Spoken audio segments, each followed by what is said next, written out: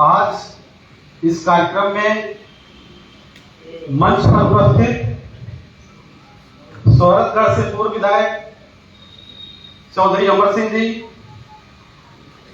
मंच पर उपस्थित हमारे अपना दल के विधि मंच के प्रदेश सचिव श्री शेषमणि प्रजापति जी, अल्पसंख्यक मंच के प्रदेश सचिव भाई कमर काजमी जी, प्रभाकर वर्मा जी, सरदार सेना के प्रदेश महासचिव भाई ब्रजेश चौधरी जी, मनोज पटेल जी, सौरभ बीबी जी, बाबूराम वर्मा जी जो कि रिटायर्ड शिक्षक हैं और इस देश का जो सर्वोच्च सम्मान होता है शिक्षकों के लिए, राष्ट्रपति जी से पुरस्कृत भी हैं, डॉक्टर शिव पूजन वर्मा जी जो कि सिद्धार्थनगर के मशहूर डॉक्टर भी हैं, श्री सुरेंद्र पटेल जी, इसके अलावा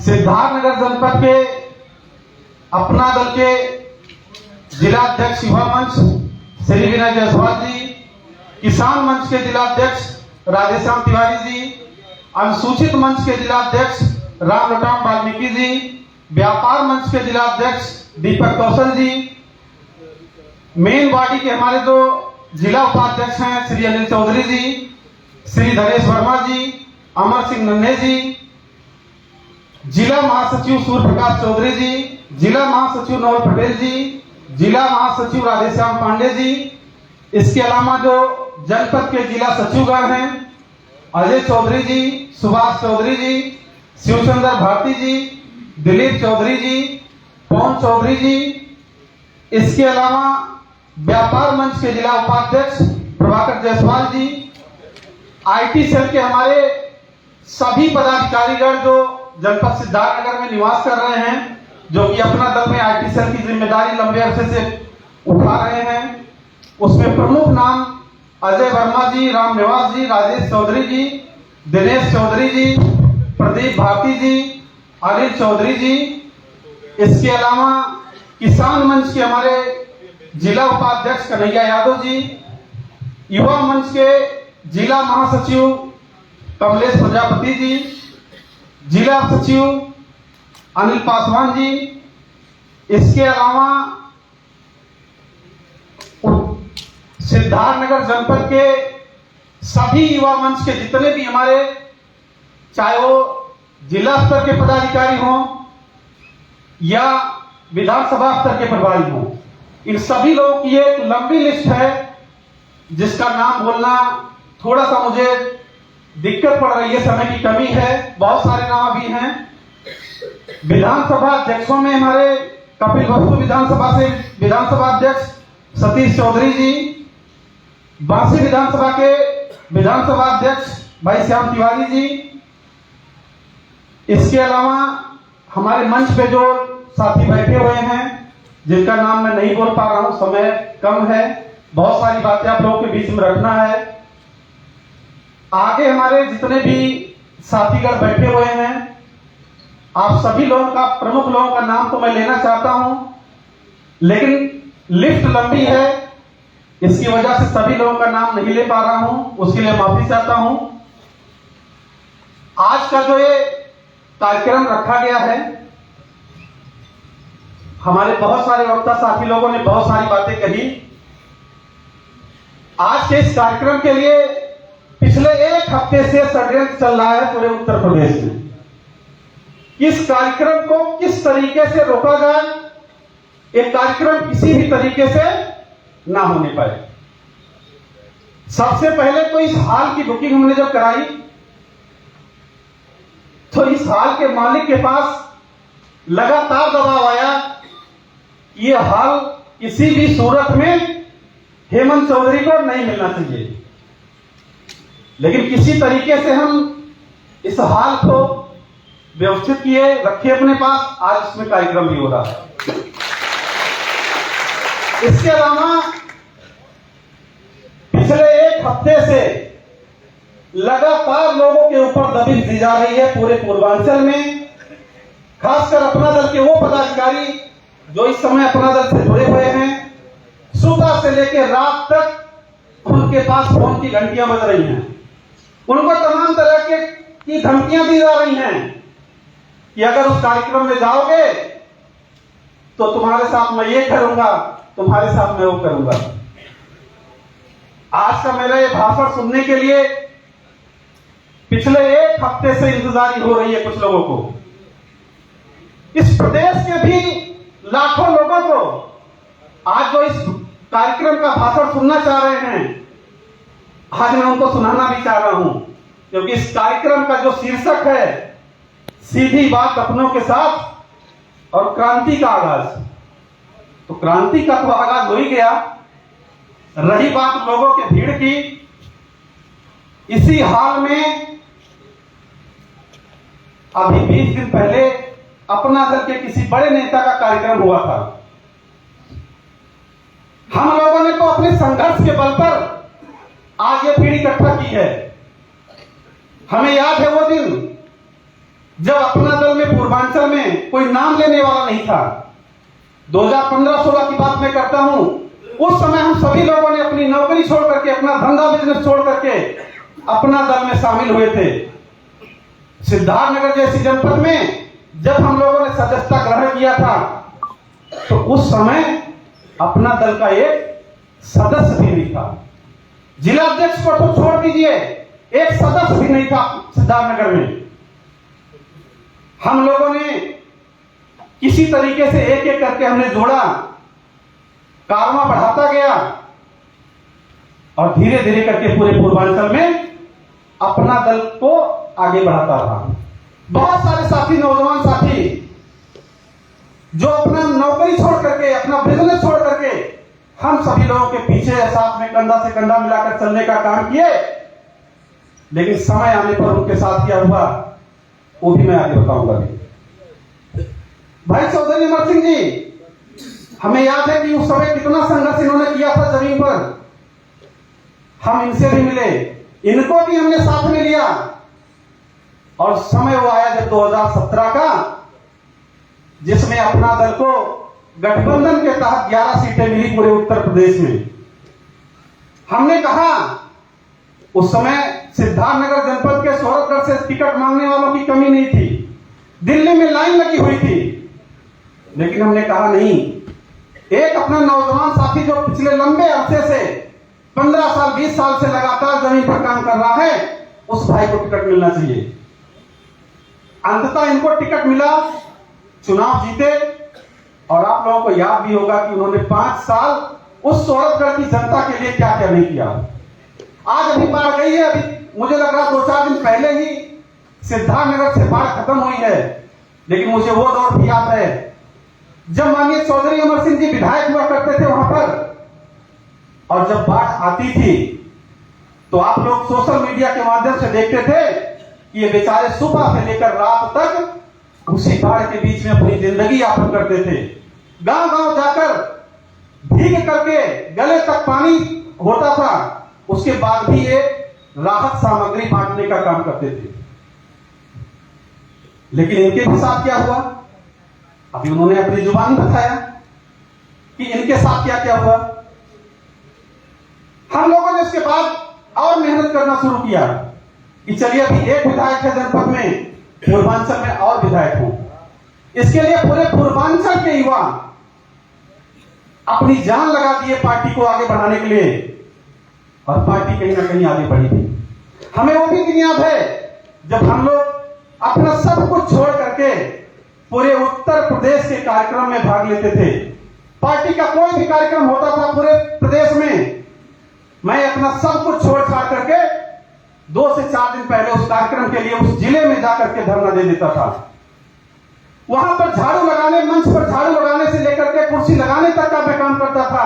भीड़ कैसे जुटेगी उसकी प्लानिंग करता था। तब जाकर के मैडम अनुप्रिया पटेल जी आकर के मंच से अपना भाषण देती थी। साथियों, भाषण देना तो बहुत आसान है, लेकिन ये जो भीड़ है, ये जो मंच कैसे सजाया गया है, ये जो कुर्सियां लगी हुई हैं, ये कैसे होता है, इसकी तैयारी पहले से की जाती है। और वो तैयारी हम लोग जाकर के जिले जिलेवार, मंडलवार, गांव वाइज, ब्लॉक में, तहसील में हम लोगों ने सभा लगाकर, छोटी छोटी सभा लगाकर वो भीड़ इकट्ठा करते थे और तब जाकर के ये लोग भापड़ लेते थे वहां पर। उस समय मुझे याद है कि अपना दल में पढ़े लिखे लोगों की बहुत कमी थी। 2015-16 की बात कर रहा हूं। इसमें से बहुत सारे साथी ऐसे भी हैं जो कि बहुत पहले से अपना दल को जानते हैं। उस समय का दौर याद करिए, जब इनके साथ कोई नहीं होता था, किसी के पास, बहुत कम ही लोगों के पास गाड़ी होती थी। उस समय हम लोग अपनी गाड़ियों के साथ पूरे प्रदेश में चलने का काम करते थे। लेकिन समय बीतता गया और धीरे धीरे करके जब इन लोगों ने देखा कि इन लोगों का कारवां बढ़ रहा है, तब इन लोगों का पैर कैसे काटा जाए, उसकी ये लोग प्लानिंग करना शुरू कर दिए। इन लोगों ने, अगर आप लोग याद करें, 2017 में जितनी भी सीटें मिली, सबसे पहले उसमें से अधिकतर सीटें रिजर्व सीट ले लिया। रिजर्व बहुत हमारे साथी नहीं समझते होंगे। रिजर्व का मतलब होता है कि वहां पर उस सीट से सिर्फ अनुसूचित जात के लोग ही लड़ सकते हैं। कोई भी पिछड़ा वर्ग का या सामान्य वर्ग का जो है बंदा चुनाव नहीं लड़ सकता है।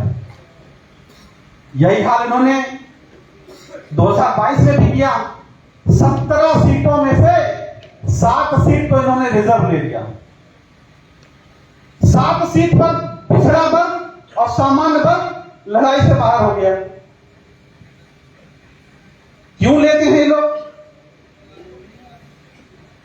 ये लोग ये सोचते हैं कि हम, जो कि पूरे प्रदेश में भी मशहूर है कि अपना दल एक जातिवादी पार्टी है कि सिर्फ कुर्मियों को लेकर चलती है।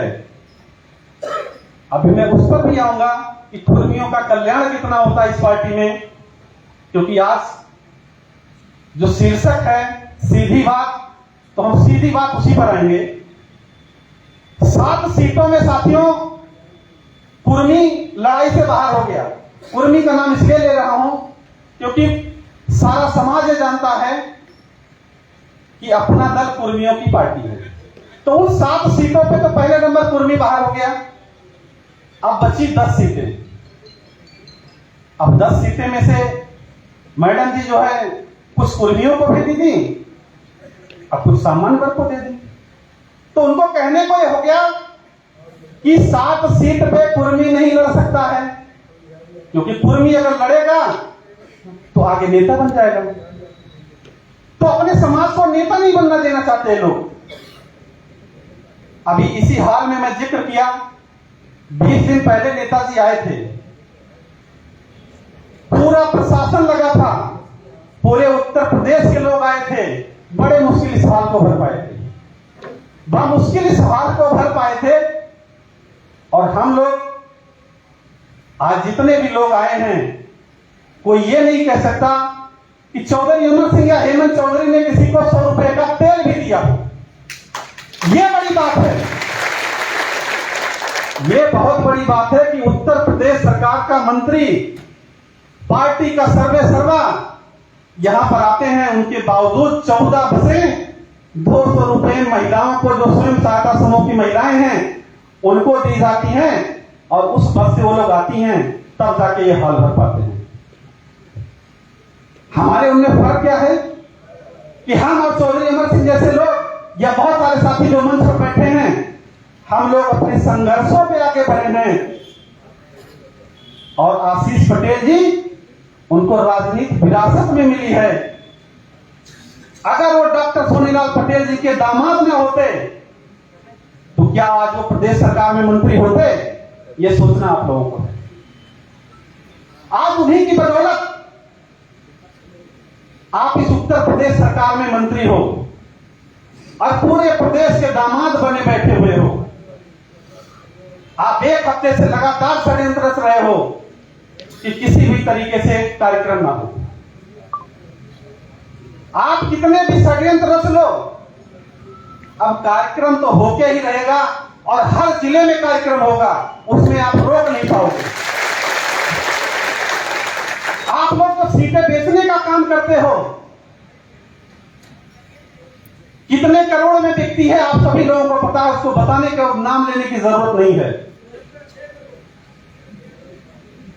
2022 में आपको 17 जो सीटें मिली, मैं पूछना चाहता हूं कि आप कितने अपने कार्यकर्ताओं को टिकट दिया जो पूरे प्रदेश में बेचारे चलते हैं, दिन रात काम करते हैं। डॉक्टर सोनेलाल पटेल जी के समय से ही लाठी डंडा खाने का काम किए थे। बहुत सारे साथी ऐसे हमको मिलते हैं प्रदेश में जो बोलते हैं कि हम डॉक्टर सोनेलाल पटेल जी के समय लाठी लगी थी, पुलिस की लाठियां लगी थी, मेरी हड्डी टूट गई थी। उस समय से वो लोग काम कर रहे हैं, क्या वो लोग चुनाव नहीं लड़ सकते हैं? हमको मान लीजिए, चौधरी अमर सिंह को मान लीजिए, अभी हमको 5-7 साल हुआ था, लेकिन क्या वो लोग जो पार्टी में पिछले 20-25 साल 30 साल से 1995 से मेहनत कर रहे हैं, क्या वो लोग चुनाव नहीं लड़ सकते हैं? चुनाव का जब समय आता है तो आप लोग दुकान खोल लेते हो, और चुनाव का जब समय खत्म होता है तब आपको कार्यकर्ता याद आता है। 2022 में 17 सीटों में सिर्फ 3 लोग ऐसे हैं जो अपना दल के कार्यकर्ता या पदाधिकारी थे। बाकी 14 सीटें वो लोग लिए जो सुबह के टाइम पार्टी ज्वाइन किए और दोपहर में ये भेजा गया और शाम के टाइम उनके टिकट की घोषणा हो गई।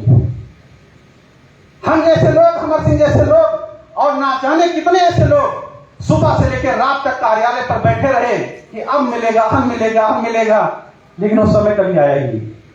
जिसको लेना था वो लेके उड़ गया।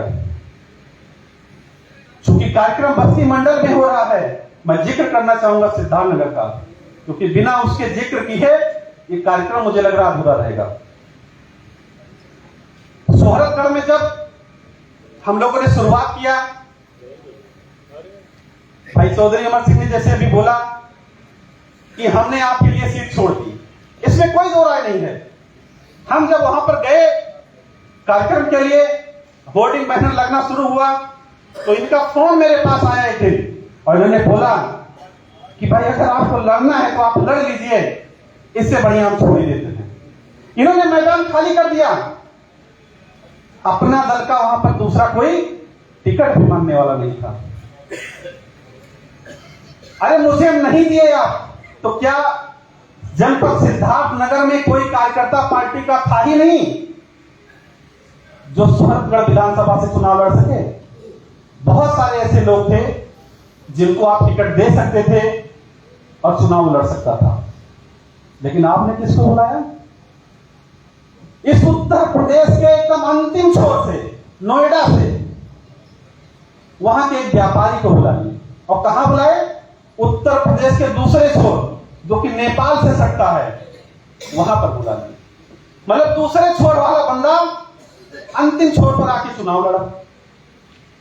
ना वो हमारे जिले का, ना वो हमारे मंडल का, ना अगल बगल के मंडलों का। आप ऐसे व्यक्ति को लाकर सिद्धार्थनगर में मजाक बनाने के लिए जो है खड़ा कर दिया।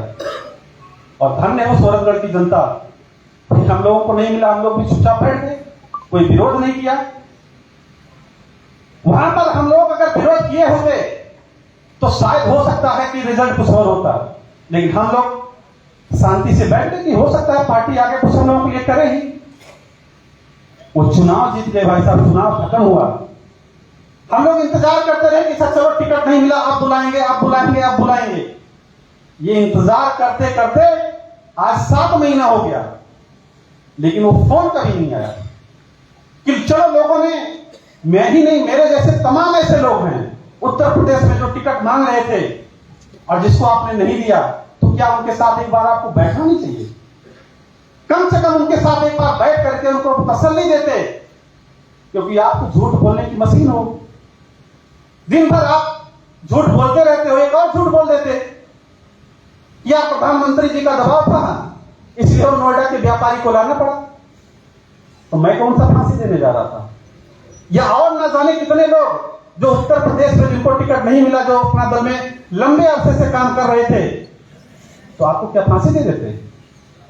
लेकिन आपका जो एक घमंड है, उस घमंड की वजह से, और सबसे बढ़िया तरीका इन लोगों का यह है कि जो कार्यकर्ता पुराना होता जाए उसको धीरे धीरे खत्म करो।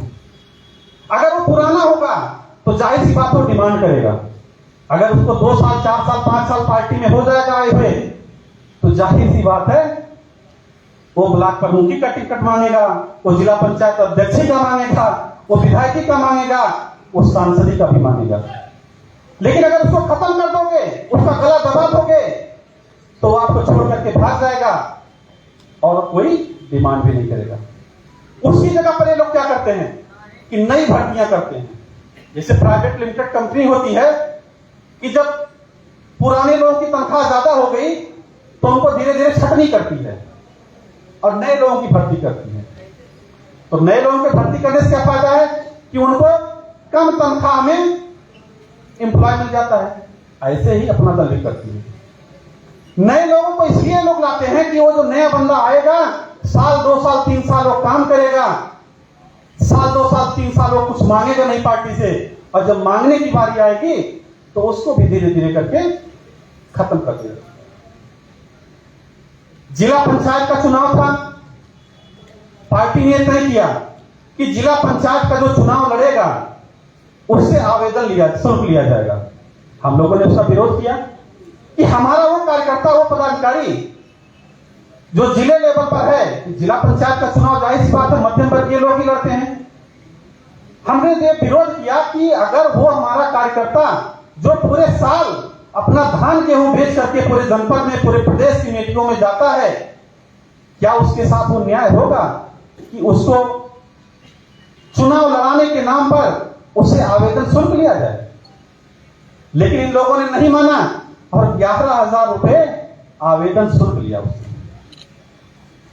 पूरे प्रदेश में मुझे लग रहा 500 से ज्यादा आवेदन हुआ और उसमें करोड़ों रुपया पार्टी ने इकट्ठा किया। चुनाव जब आता है, विधानसभा का जब चुनाव आता है, उसमें भी यही खेला चलता है। अभी 2022 में जब चुनाव चल रहा था, टिकट बंटवारा चल रहा था, उस समय मैडम अनुप्रिया पटेल जी से मिलने के लिए 1 लाख रुपए लगता था। हमारे मंच पे भी 1-2 लोग साथी बैठे हुए हैं, ये लोग भी बेचारे टिकट के लिए जो ले जाकर 1 लाख रुपए दिया, तब जाके उनका पैर छू गए। 2 कैटेगरी बना दिए थे लोग कि जो नया लोग आए, साल 2 साल 3 साल 4 साल जिसका पार्टी में हुआ हो, वो लोग 1 लाख रुपया देके पैर मैडम का छुएंगे, और जो पुराने बेचारे कार्यकर्ता हैं जो 5 साल से जिनका ऊपर हो गया है, वो 26,000 रुपए देंगे। हमने भी 26,000 रुपए जमा किया। जो बंदा इतने लंबे समय से पूरे प्रदेश में चल करके क्या क्या नहीं किया, हम जैसे लोगों को भी 26,000 रुपए दे करके मैडम का पैर छूना पड़ा। पैर तो हम लोग रोज छूते थे, लेकिन वो 26,000 रुपए दे करके पैर छूना क्या उचित है?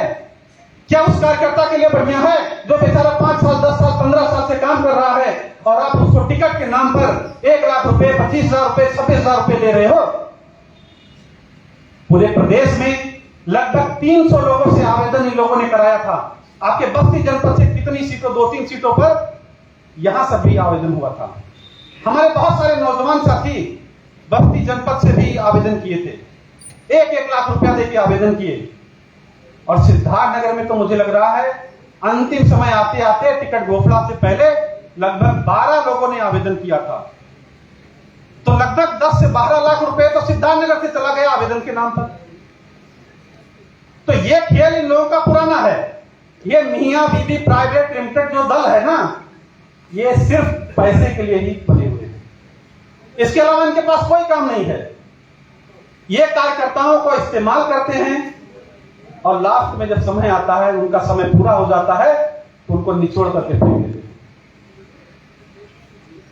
जब ये एक मंत्री थे तब सदस्यता शुल्क यहां 10 रुपए थी।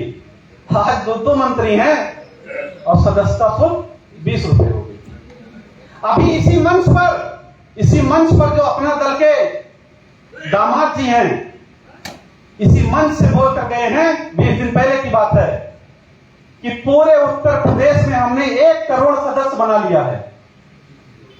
अब सोचने की बात है कि 1 करोड़ सदस्य बनाने का मतलब 20 रुपए उससे गुणा कर दीजिए तो लगभग 20 करोड़ रुपए आ रहा है, जो कि पूरे उत्तर प्रदेश के उस गरीब जनता से आपने लिया जिसके पास इस समय खाने के लिए भी कुछ नहीं है। पिछले 2-3 सालों से पूरा देश, पूरा विश्व कोरोना से जूझा।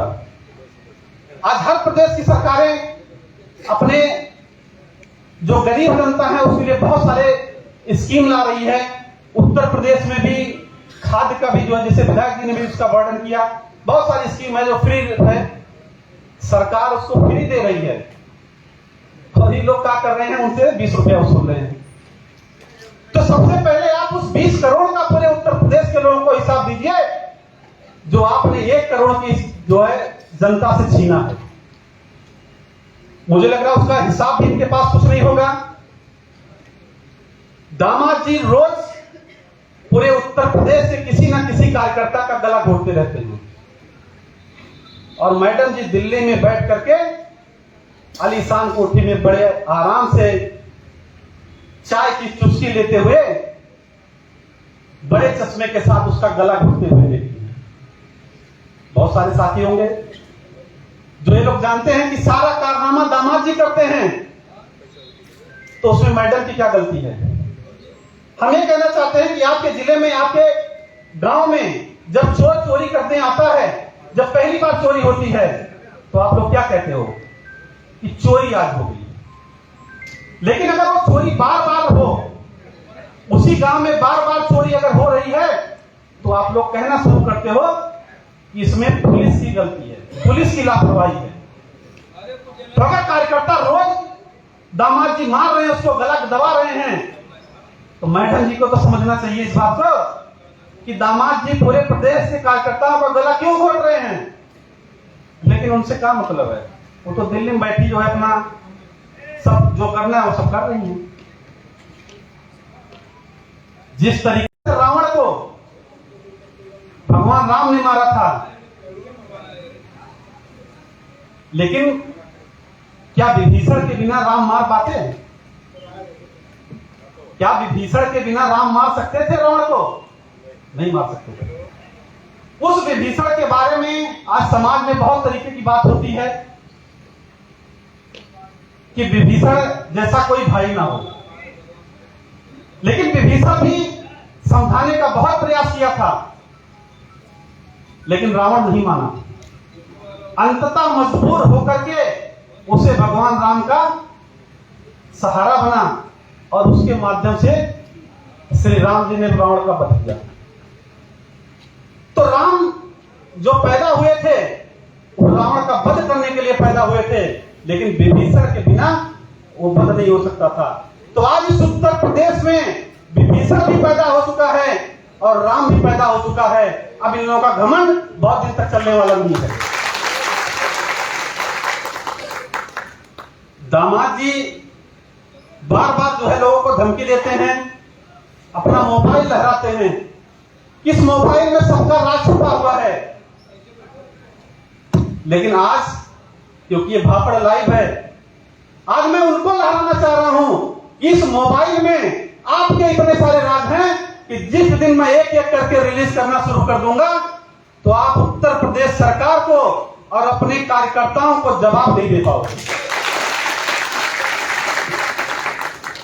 डॉक्टर सोनेलाल पटेल जी की पत्नी शुरू से ही जो है उनके जो मौत हुई थी, उस पर वो लोग बराबर ये कहते हैं कि इसकी सीबीआई जांच होनी चाहिए।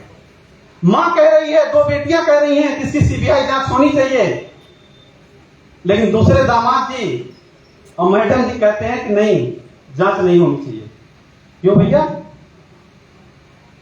अगर मां कह रही है, उनकी पत्नी कह रही है कि जांच होनी चाहिए, आप दोनों सरकार में हो, उत्तर प्रदेश सरकार में भी हो और वहां पे केंद्र की सरकार में भी हो, तो क्या आप लोग सीबीआई जांच नहीं करा सकते हो? इस मुद्दे को पार्टी में जब लोगों ने उठाना शुरू किया, बहुत सारे इसी आपके बस्ती जनपद के कुछ लोगों ने उठाया इस मुद्दे को, तो उनको पार्टी से बाहर कर दिया गया। उनको पार्टी से बाहर कर दिया गया कि आप ये अनर्गल मुद्दा क्यों उठाते हो।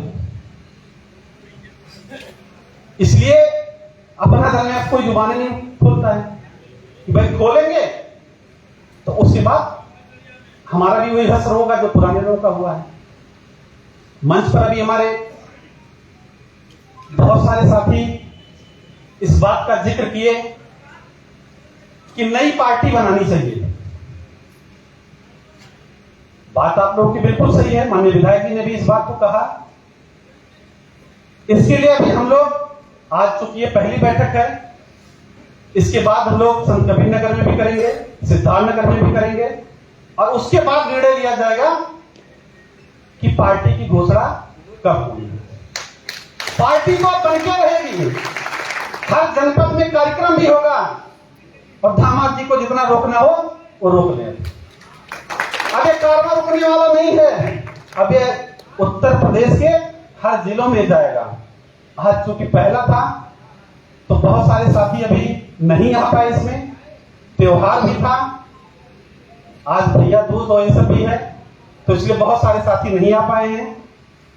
वो लोग अगला जो भी कार्यक्रम होगा, जिस भी जनपद में होगा, पूरे प्रदेश के लोग उस कार्यक्रम में सम्मिलित होंगे। आप सभी लोग सुबह से ही बैठे हुए हैं, आप सभी लोग आए, इसके लिए आप सभी लोगों को बहुत बहुत धन्यवाद।